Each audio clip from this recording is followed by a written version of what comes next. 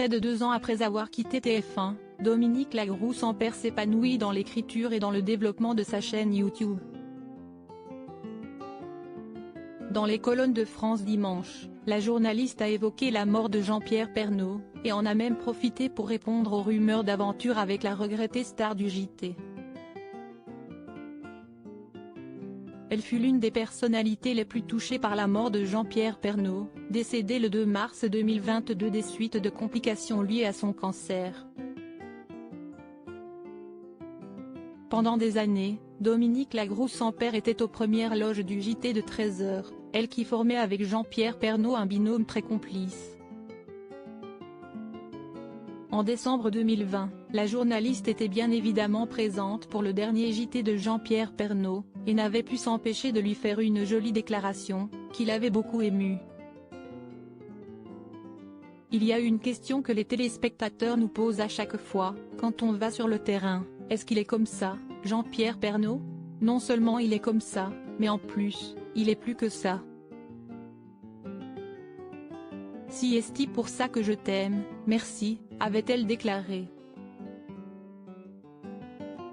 Dominique Lagroux-Sampère, qui a quitté la rédaction de TF1 en 2021, se consacre désormais à l'écriture et à sa chaîne YouTube, sur laquelle elle a notamment reçu Nathalie Marquet. Dans son hommage publié sur les réseaux sociaux après la mort de son complice, la journaliste de 49 ans n'avait d'ailleurs pas oublié d'évoquer la veuve de Jean-Pierre Pernaut, de qui elle est devenue très proche au fil des années. Délicieusement humain et généreux. Mon JP, mon ami, mon complice. À toi Nathalie, à Tom, Lou, Olivier, Julia, avait-elle notamment écrit. Dominique Lagroux-Sampère a-t-elle vécu une histoire avec Jean-Pierre Pernaut? La veuve de Claude Sampère, qui avait dévoilé le discours poignant qu'elle avait prononcé lors des obsèques de la regrettée star du JT de 13h, s'est une nouvelle fois confiée sur son tendre ami, dans les colonnes de France Dimanche, paru ce vendredi 21 avril. C'était mon complice professionnel. Si est-il lui qui m'a demandé de venir travailler pour le journal de 13h. Si est-il le premier qui a cru en moi et qui a eu cette générosité envers moi.